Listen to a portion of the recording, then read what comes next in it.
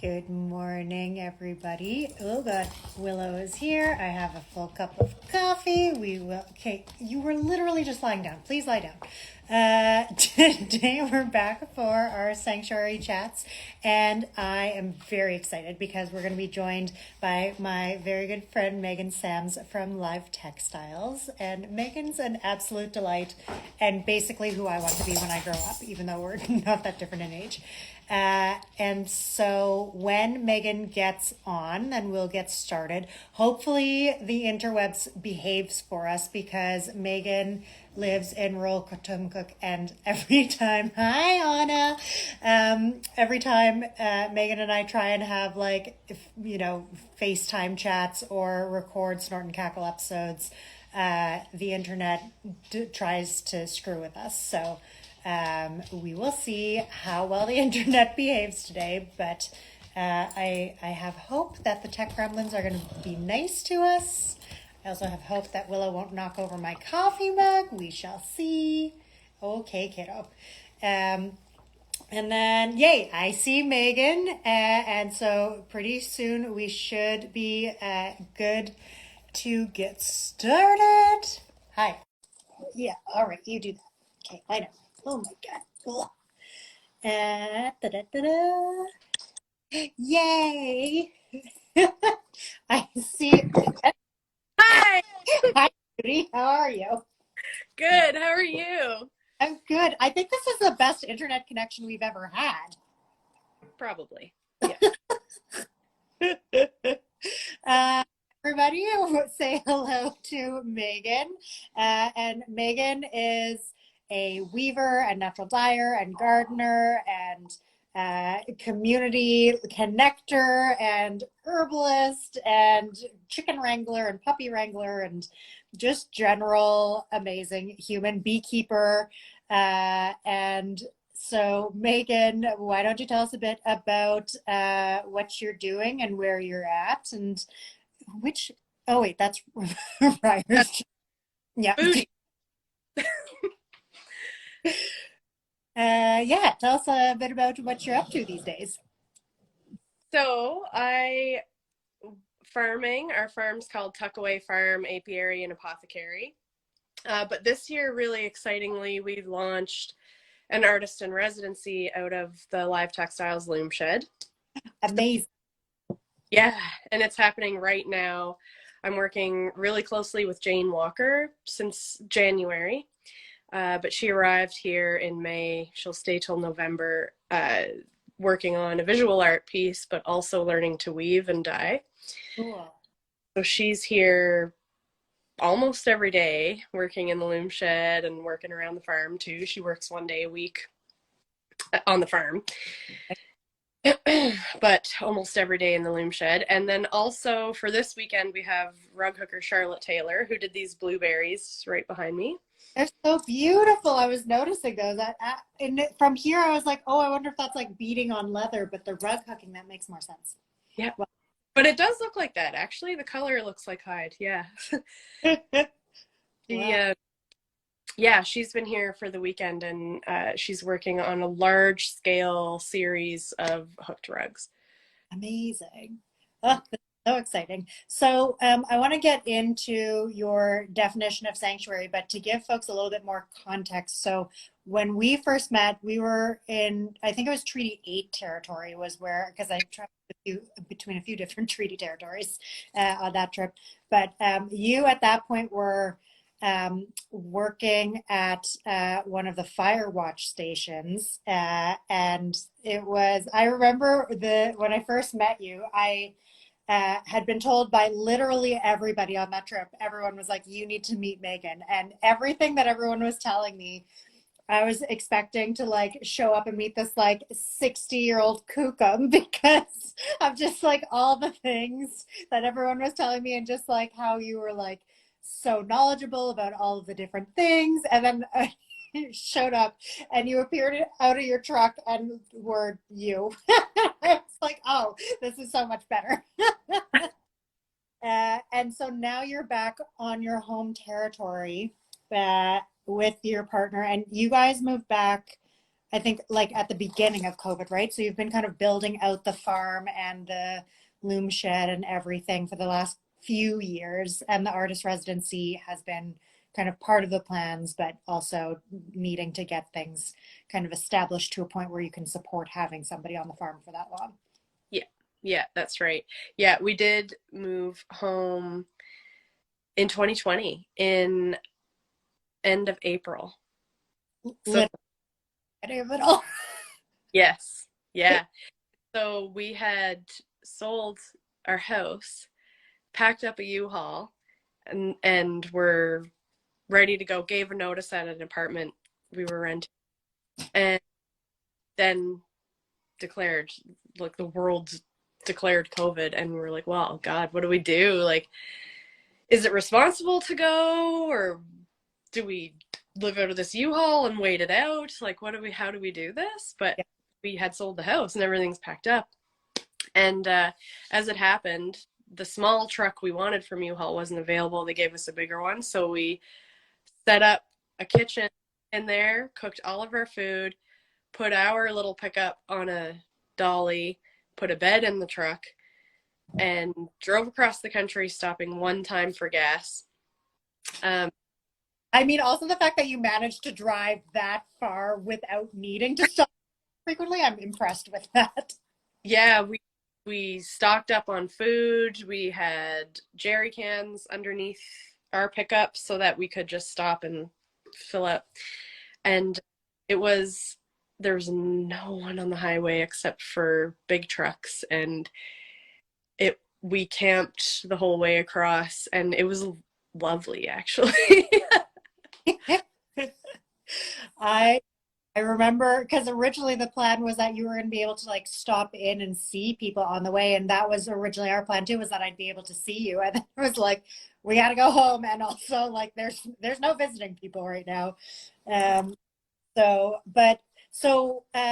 let's maybe start digging into the idea of sanctuary, and I would love to chat with you about like your living cloth, and then also like building on your home territory and like being around family and the role that you guys play within the community as well. I want to dig into all of those things, whether or not they're related to your definition of sanctuary, but I also want to talk about that. Yeah. Yeah, I think I was thinking about your question, sanctuary and what is it? And I think it's such a wide range. Like it can be mental space Yes. when you need it, just like a quick stop, Yeah. or something you kind of think into and stay in when like a longer rest or recharge, or even just time, like your own space, quiet time to notice yourself and your thought process. And there's so much to get distracted by, and I think sanctuary is the spot where you don't have that. Yes. Like, yeah, it's just yours. Yeah, and it can be, yeah, a physical space that you build, or like a space you go to that you've had that feeling in. Like for me, it's almost more of a feeling, and rather than a space. Mhm. And that those spaces too. Like I feel like we've built our home and loom shed and farm entirely to be our like little sanctuary that meets our needs. But personally and more intimately, it's more of a feeling, I think, Yeah. for me. Yeah. Yeah, I would fully agree with you. And I think that's the interesting thing too, right? Is that we can build our spaces around us to support it, but ultimately like the spaces around you are only a sanctuary as long as you mentally and emotionally allow them to be. Like we can also find that our stop eating your toy. We can also find that those physical spaces can become not a sanctuary when circumstances change, and we can work rebuilding sanctuary within those spaces even if we've lost it for chunks of time. So yeah, I feel like you're kind of hit the nail on the head. Hit the nail. Yeah, no, did it. Yeah. yeah, like your kind of mental approach to it being a key component of whether or not something actually is sanctuary for you.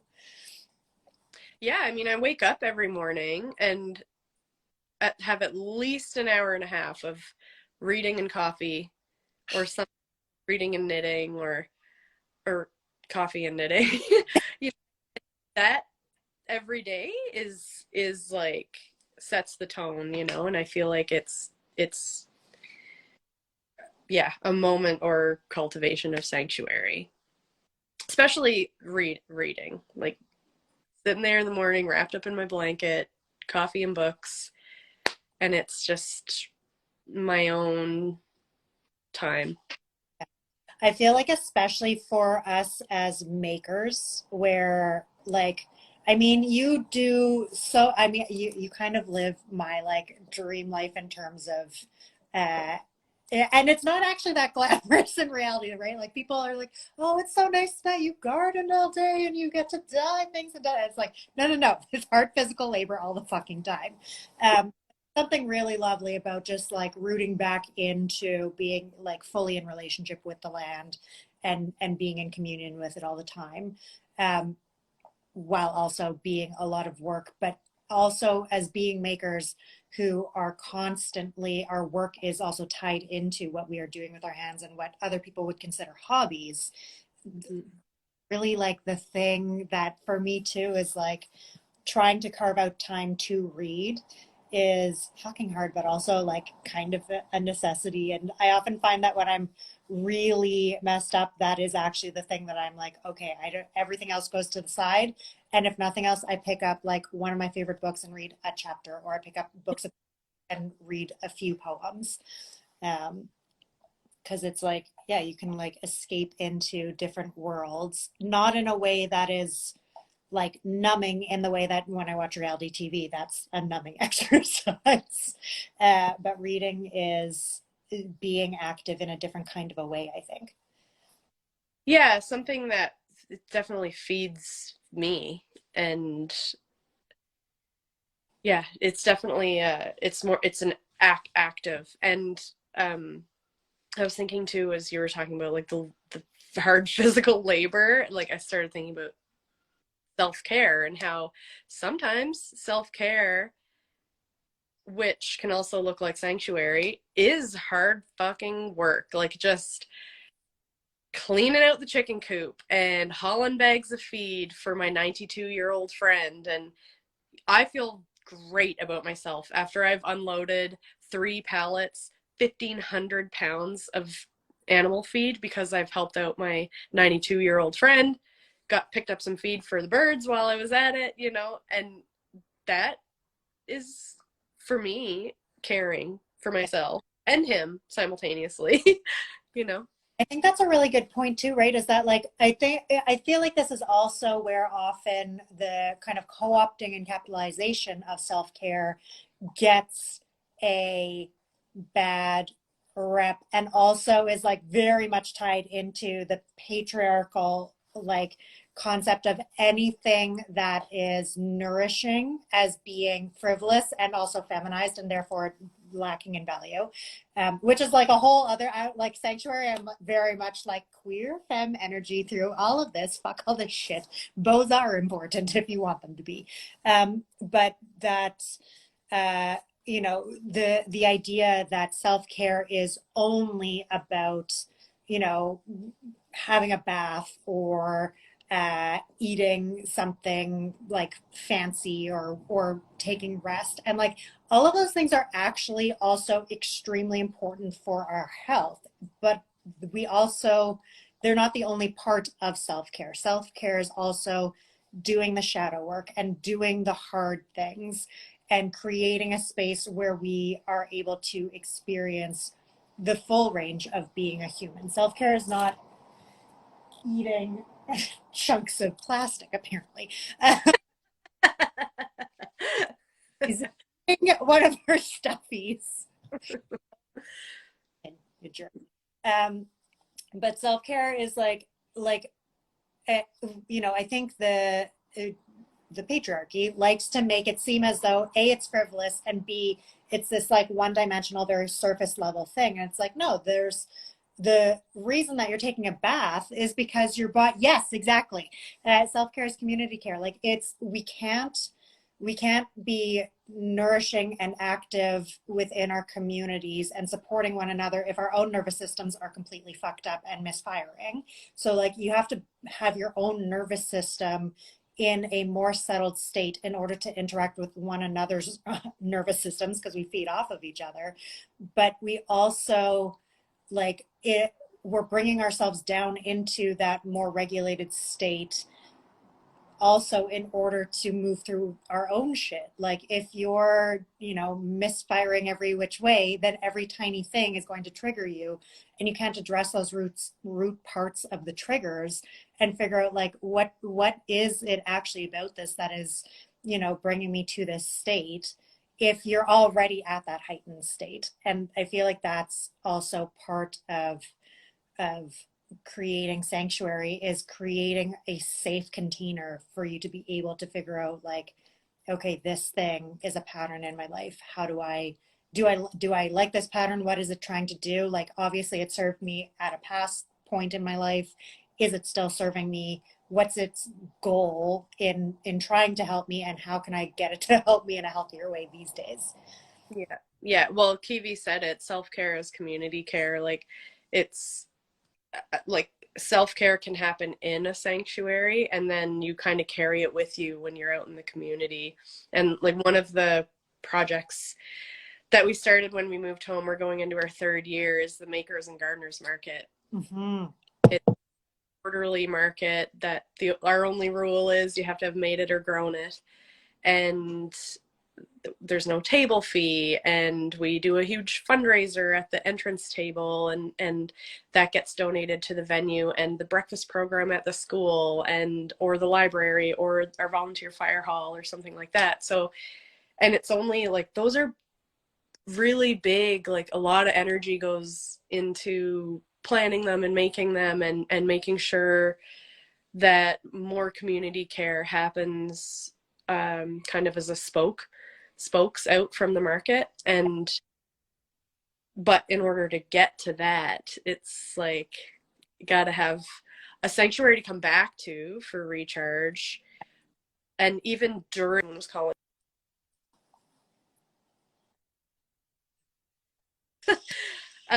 even during the market, we have volunteers to walk around and give each vendor a break, so you can just take a minute, you know.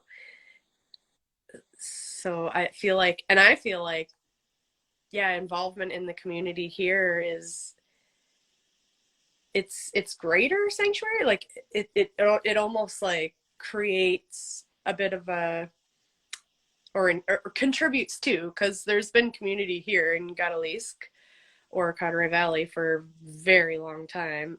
So it's just a continuation. Like we're just, contributing to and keeping the wheel turning. But there's this greater cultivation of this community sanctuary. Yeah, which I think, like, we can't, we're not one person. Yes. Yeah. And it's also possible to actually do all of the things. And so, like, I mean, you guys are incredibly self-reliant, but you're also not like raising large livestock. And if, like, I don't know, do you guys have trap lines set on the territory, or do you do hunting, or do you rely on others for that? Raise some large animal. We raise pigs. Okay. Eating pigs now. Yeah, pigs, chickens, turkeys, and ducks. Right. Yeah. And I hunt with my dad. Yeah. So, and we don't fish though, because there's a fish plant down the road, so why would we? I mean, it's fun. It's a nice time, I guess, but part of, I think, like cultivating community and sanctuary is you don't have to do everything. Yeah. Yeah, that's also, I think, like, especially in, I feel like it's something that you can tune into more when you're not in urban settings. Urban settings are like so, like, they're so almost designed to keep us separate, despite the fact that we're in like very high density with one another as far as population goes. But the structure of it is increasingly not to be reliant on your neighbors, despite the fact that like through COVID, I've actually like definitely built stronger relationships with my neighbors, but also like everybody's growing a little bit more. And so, you know, like people are trading tomatoes because everybody's growing different kinds of tomatoes. But like then somebody's like, oh, I've got extra basil plants. Cool. Okay, I'll swap you out some chutney. And, you know, those are things that I think urban spaces definitely have kind of squashed to a certain extent, and certainly more in different areas as well, where it's like depending on how tight the community ties are, then there that may never have actually left as being a practice, but there's uh certainly if you're not in like a really tight community, whether that's tight culturally or tight because your family happens to live nearby or you've just made a point of building that community. I think like suburbia is kind of in my brain. I'm like, that's the exact thing of you're completely self-reliant as a single family unit. And it Mm. doesn't really support anything to be that's like self-reliant to the point of isolation. Um, Hmm. yeah, suburbia almost feels like the antithesis of sanctuary, weirdly. Yeah, yeah. Well, and it's not like the idea of complete self-reliance and independence is just like a ruse. It's just not a real thing. You know, none of us can exist without the other. No, no, Other. yeah, all of the others. Um, so, how do you find that your artistic practices lend themselves to sanctuary for you? Yes, weaving particularly is such a it takes so long, right? Like you just have so much time and it's a controlled uh experience of time. Like you're weaving something like I kind of look at weaving as this like code for time. Yeah. And as you're weaving, you're kind of controlling that a bit. And um when I'm in the rhythm of weaving, it's like uh time doesn't exist almost. But there's a how do I say that? Like I'm taking the next 5 months, I guess, off of weaving anything for sale or anything that's not what I yeah. So for the next 5 months I'm making a series of paintings, samples, and then I think like full size blankets Mm. where I'm reworking Inklikupin and Megamo basketry motifs Cool. into woven cloth. Oh, that's awesome. Yeah, I'm really excited about it. So I'm gonna take at least 5 months, and I've got most of the paint or half the paintings done now. And as soon as I get a commission warp off my loom, I'll start the actual sampling. Yeah. And that work will be given away to other Inklikupin and Megamo weavers who want to use the same technique or whatever. But like there's so much discipline in weaving. Mm. Like it's a bit of physical labor, so you have to want to do it. Yes. So you have to get put yourself in that work mode. But then while weaving, like that experience of time changing and working with time or without it, I guess. And then you have to stay focused on it because it's still highly technical, right? If you just totally go off and then your pattern's gone or color work's off or whatever. So you still have to stay super engaged with the project, but you're also in like this timeless rhythm. Mm. And so I can be weaving anywhere. And I just had this experience this winter. I was weaving for a week in a busy hotel lobby as artist in residence. So And cool. then they got a piece and put it in their art collection. And even though there were people coming and going and people stopping to watch or chat or whatever, I felt the same level of contentment that I do in my own loom shed, you know? That's really cool. Yeah, because it's your whole body, right? Your whole body is engaged when you're weaving, and so it's this like balance of time, technique, discipline, and body action, which like we have to work at staying. Yeah, what was the word you used earlier when you were talking about the feeling of sanctuary? Like you have to work at that feeling. It's a Yeah. practice. Yes. Yeah. Yeah. It is an active practice. And I think that's the thing too, right? Is that like there, it's not as though you like build sanctuary or find sanctuary or like embody it and then it stays. Like it's going to kind of come and go and ebb and flow in the same way that everything does in life. Everything is temporal. Like time is imaginary as far as I'm concerned, but it is so like very real and that time does pass. The way that it passes shifts according to like what we're doing and how we're feeling and what's happening around us, but it does pass. Nothing is permanent.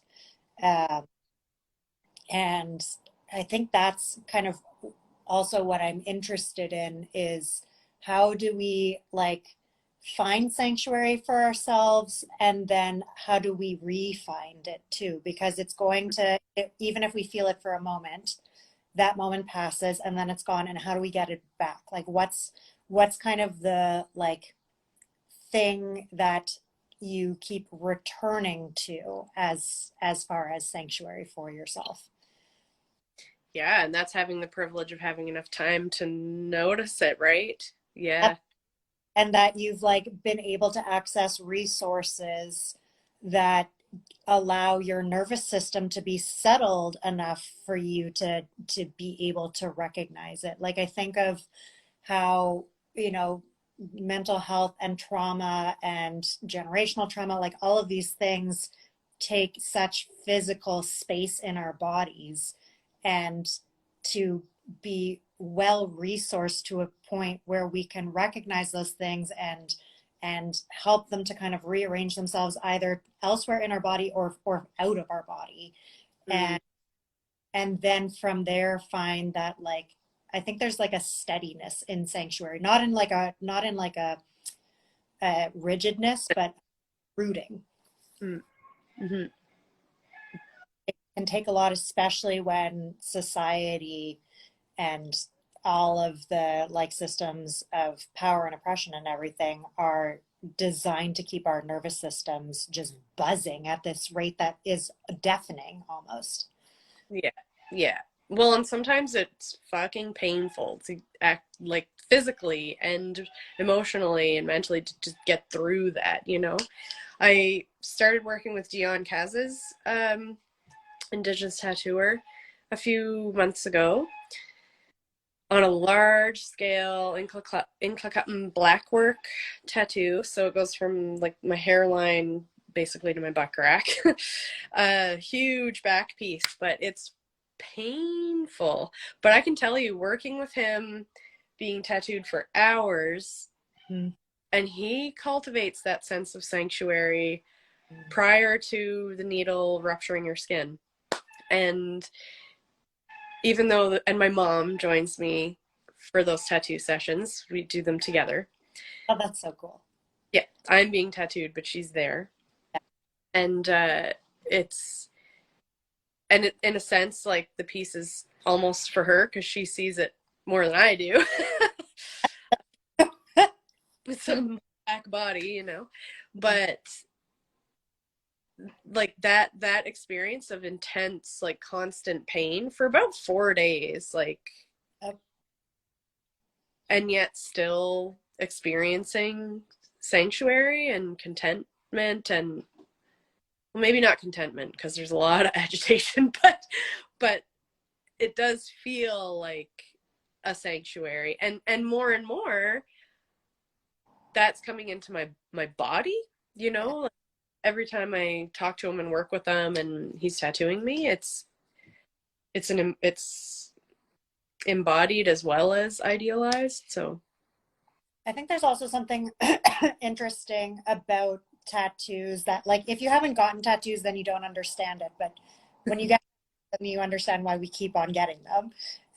Which is that, like, the pain, which, like, for me, I would always rather sit through an extra long inking session than to go back multiple times, because for me, the pain of getting tattooed is like absolutely there, but it's also something that my brain knows this is a moment. yeah. And healing portion I find incredibly like irritating and itchy, and I find that more painful because it's almost like a slow burn. It is a slow burn. Your skin is like, what the fuck did you do to me? Uh, and so it's like I remember when I sat for my sleeve, uh, it was about 5 or 6 hours, and we got it all done. And like during it, I was like, holy fuck. And then as soon as we were done, I was like, okay, I could go again. Maybe not for like collarbone, but like I could absolutely sit for something else that's not on like a super bony part of my body.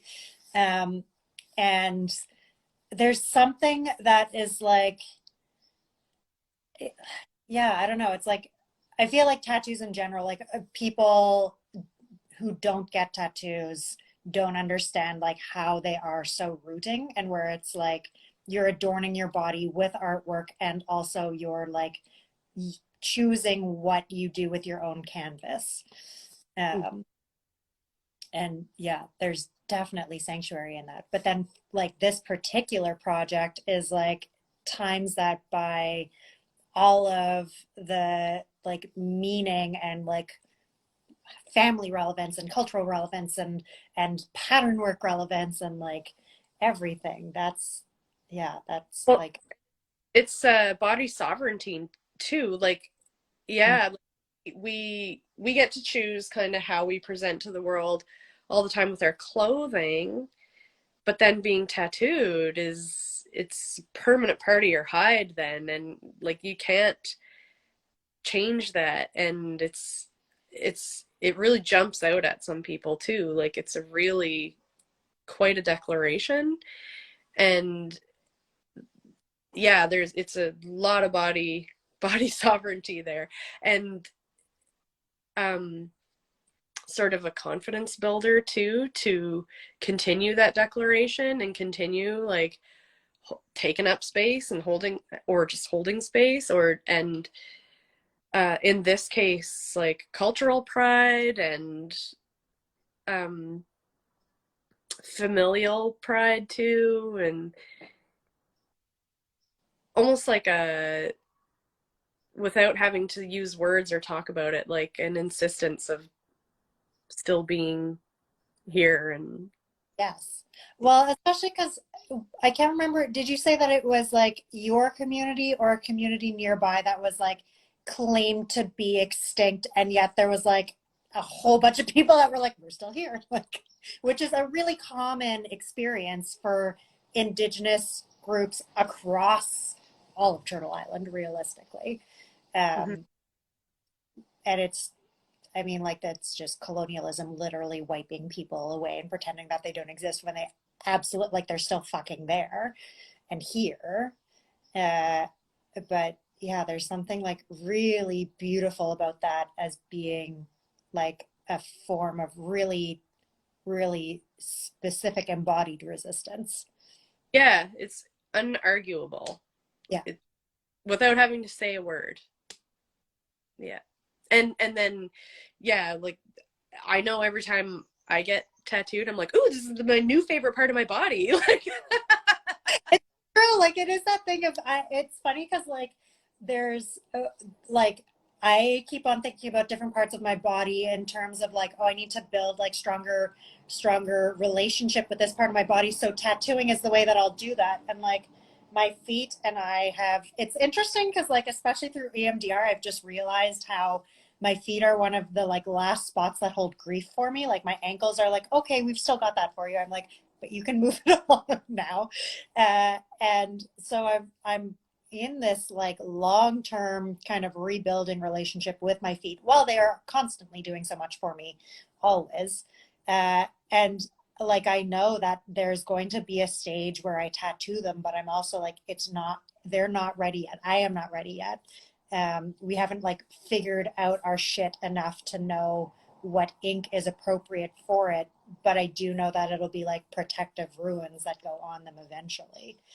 Um, but yeah, there's something really interesting about like tattoos as armor as well. Hmm.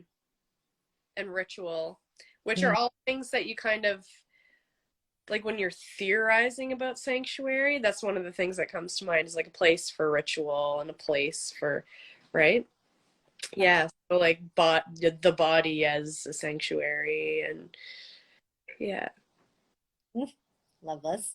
Um, so the pattern work in the weaving that you're doing, how do you kind of like envision or anticipate that because I feel like the cloth that you weave is it is also a form of sanctuary for people who are then like putting cloth on their body.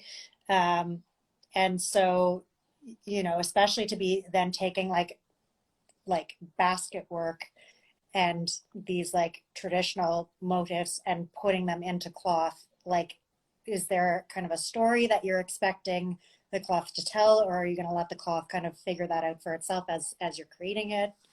That's a good question. I almost always go for letting it figure it out. And I'm really interested in that story of cloth. Like, usually, textiles, most material objects really, are loved and appreciated in their making and beginning, and then not again until they're like 200 years old.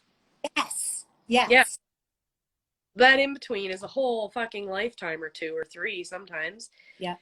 So I'm really interested in that in between and what material object means to people in between and how it becomes a love object, Ah, you know, and how it contributes to their day to day and their needs and purposes and their sanctuaries. Like, is it adorning space, like adorning a wall, or is it body adornment, or are you using it as a studio rag or whatever? And all of those reasons are super legit. And I want to know, yeah, I want to know from people who have cloth of mine, like where it wound up and where it is now and how it's contributing.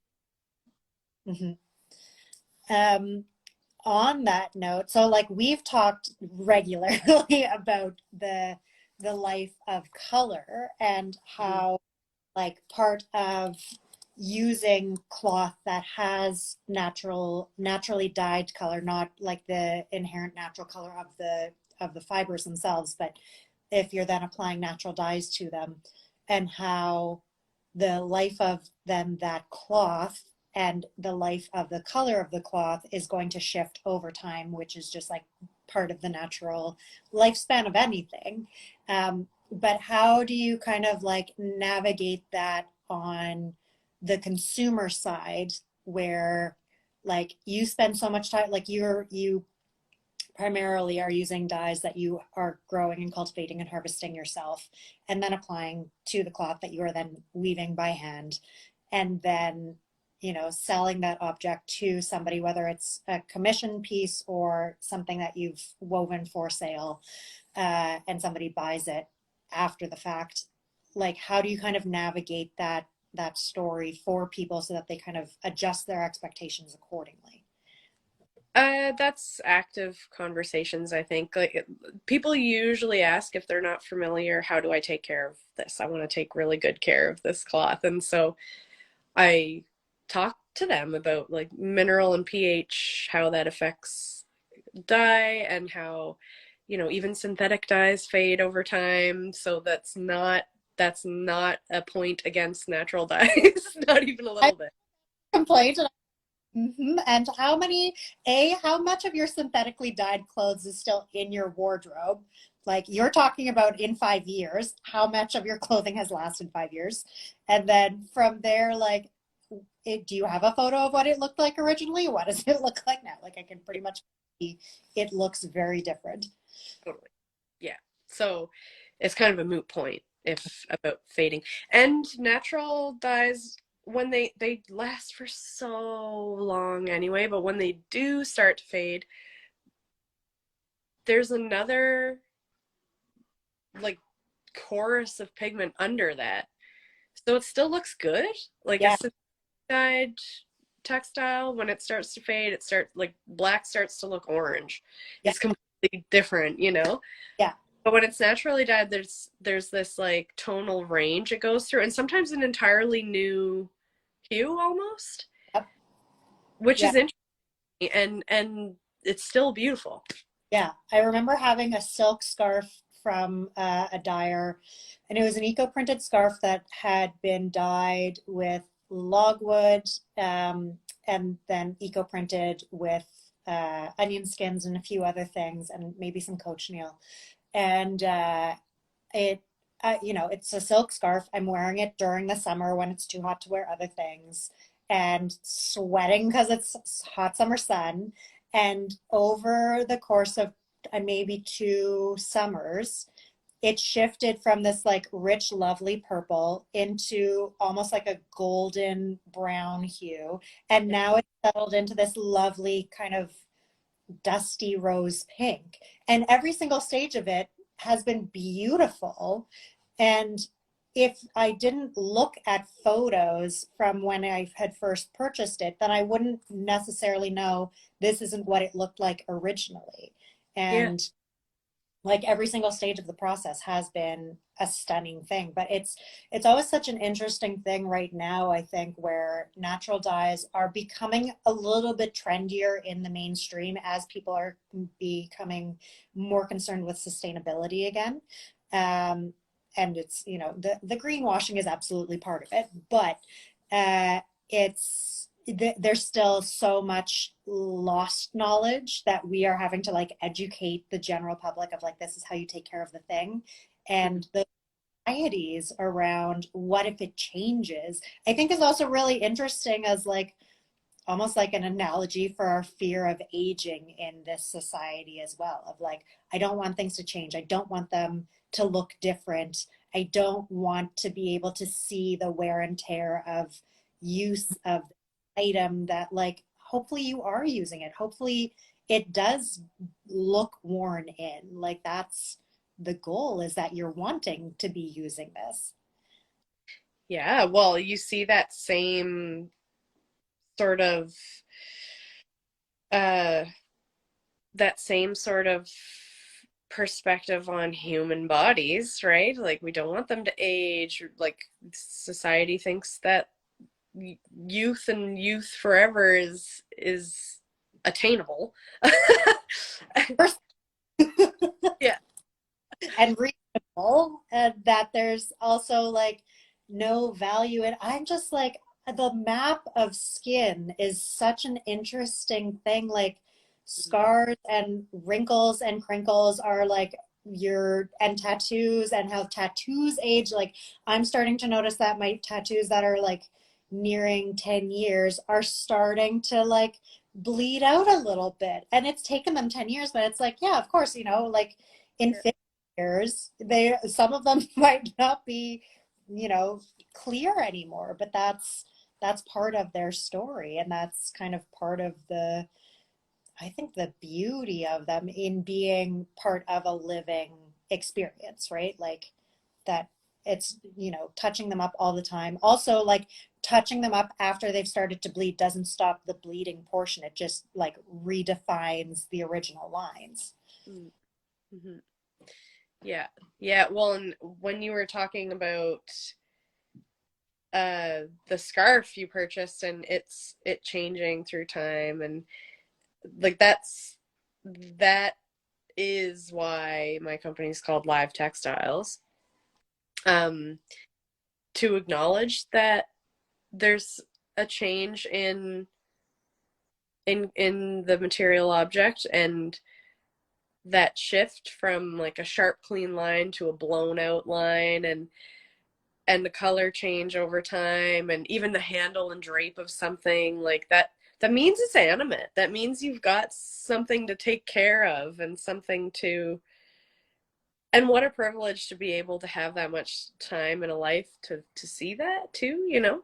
Yes, exactly. I think that's another interesting thing, right? Is that where we put so much emphasis and priority on youth, and yet we there is an acknowledgement of when somebody is gone too soon, that that is a very deep loss, and that that is a shame. And not a shame in terms of like being ashamed, but it is a shame to lose somebody um, earlier when there's so much more that we're not going to get to experience of them in this particular form. um, and it's, yeah, it's such an interesting thing where we don't then like continue that thought through to then be like, and isn't it a blessing when we are able to spend more time with them, and when we are able to see a full life lived, uh, and what value there is in that, like. Yeah. Hmm. Yeah. So we're running close-ish to time. I don't trust Instagram to not kick us off of these things at the hour mark. So I try to like wrap-ish things up around the 15 minutes. Yeah. I know there's still thoughts to have. So what are, like, do you have any kind of final thoughts on sanctuary, or like what kind of the next stage in you and your sanctuary that you're currently building? And then, of course, where can people find you and what you are doing? Um, final thoughts are, I'm excited to see your book. Like, fingers crossed it gets to the publisher or the printer next spring, and then we have it by next fall. We will see based on those print timelines. It's, yeah, it's a little brutal. I'm hoping that I have it in hand for like festival season next year, but may not have it until the year after that. Who the fuck knows? It'll all depend on supply chains, but fingers crossed. Yeah, yeah, yeah, yeah. Well, hopefully the odds are in your favor. Like, if we get it to the printer earlier, I'm not going to complain about that. But at this point, the plan is to get the photo shoot done in November, assuming everything behaves itself, and hopefully you'll be able to come and join us for some of the party. That would be fun. That would be very fun. Um, yeah, we're looking forward to seeing that external expression of what is sanctuary. But I also, so here we're working on just phasing in some changes. Like now we've had our flock of chickens. They have a huge yard in the woods, but we're working on making a new yard for them, so they will have 1 year in this yard, and the next year we'll move them back and forth. But their yard is massive. They don't even use it all. So yeah, we're working on projects like that. Um, and developing more garden space, and slowly but surely providing more food for ourselves and the community, and uh, the artist in residency program too, and trying to work some more community collaborations in there. Uh, so just slowly and steadily working on it, you know, not drastic, or yeah, just making more art, more food, more community-based project, but all in the same vein. Um, But I can be found up here on Instagram, Live Textiles. Our farm's called Tuckaway Farm Apiary and Apothecary. My website is livetextiles.online, and I have 100 email addresses, Kwe, Kwe at livetextiles.online, or tuckawayfaa@gmail.com. And our farm stands open from now. We just opened yesterday for the season, and October 31st. So we open every year, July 1st, October 31st. Amazing. I'm also amazed that you actually, well, I suppose, do you not have snow by October? No. The magic of living on the coast. It's like you're significantly further north than I am, but like that good old Atlantic Ocean. I miss the Atlantic so much right now. My salt are very parched at the moment. No, the past 2 years we haven't had snow until January or February. That's bizarre to me. Fuck. Yeah, we even grow greens in our greenhouse pretty much all winter until there's a little lull, February, but after that. Clearly I need to just like come up and hang out with you. Here I'm like, I'm leaving. I'm going to see Megan. You are welcome anytime, Ash. This has been absolutely delightful. I'm also really pleased that the interwebs decided to behave for us for the first time in years, literally years. I know, we're usually pretty glitchy. Yeah, this has been good. So clearly the tech gremlins were like, here, we will be nice to you this time. That was polite of them. This has been so much fun. Thank you, my love. Oh, thank you so much for continuing to engage me in your creative life and everything you got going on. I'm always so honored that you asked me to chat with you and hold me up.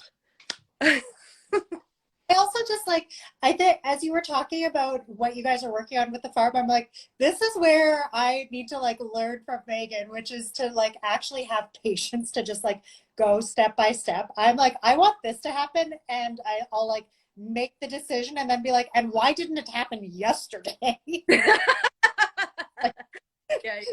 It didn't. But yeah, the patience bit, I got a little bit too much fire in my chart, I think, to like really be that patient for anything. But I should work on it. Yeah.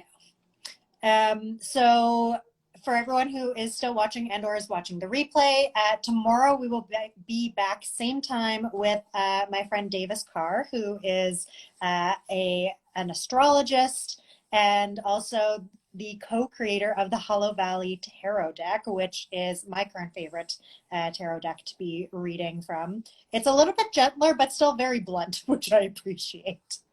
And so, yeah, so we'll be back for that as we continue to celebrate the launch of the Sanctuary Hub.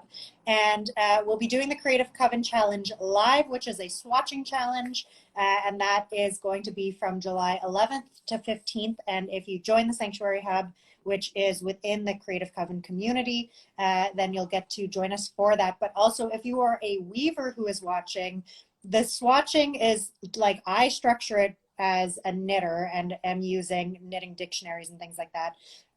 But you can absolutely, as a weaver, use it in the same way and make little mini samples like Megan is doing, and just apply the swatching concept to whatever your practice is. Same thing goes for you crocheters. I can't crochet for shit, but I know that there are people who are very good at it, and I am just not one of them. But you can totally swatch your crochets. Oh my God, I see Rutger's tail just wagging in the background there. Oh, she's really excited about it. Is she just looking at the chickens right now? No, there's people here for the farm stand, so she's happy to see them. A little pup. How did...